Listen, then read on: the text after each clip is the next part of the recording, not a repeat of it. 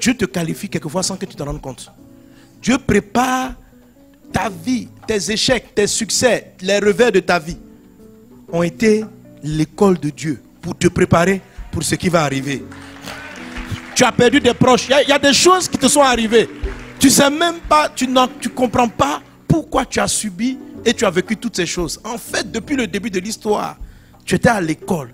Papa, ton père, était en train de te qualifier. Il t'a donné un cœur, il t'a donné quelqu'un, il t'a appris à supporter certaines douleurs, il t'a appris à te relever des coups. Il était en train de te qualifier. Il est en train de te qualifier. Il est en train de te qualifier. Tu vois, le temps de la moisson de Joseph. Joseph n'avait aucune idée de la moisson surabondante. Il n'avait aucune idée. Lui, il était en prison. Tout ce qu'il cherchait, c'était la liberté. Tu dis, petit, tu ne sais pas ce que je te prépare. Il subissait oubli. Il dit au prisonnier qui sort, souviens-toi de moi, le monsieur l'oublie. Tes parents t'ont oublié, ta famille t'a oublié, les gens t'ont oublié. Mais pourquoi on t'a oublié?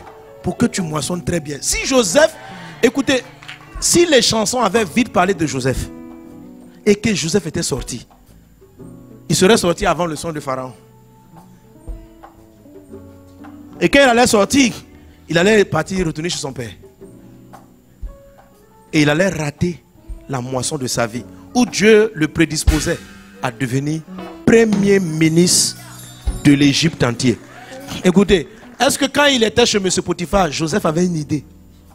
Vous n'avez aucune idée de ce que sera la moisson surabondante. Tu n'as aucune idée de là où Dieu t'amène. Tu n'as aucune idée. Ça va te surprendre. Ce n'est pas dans ta planification.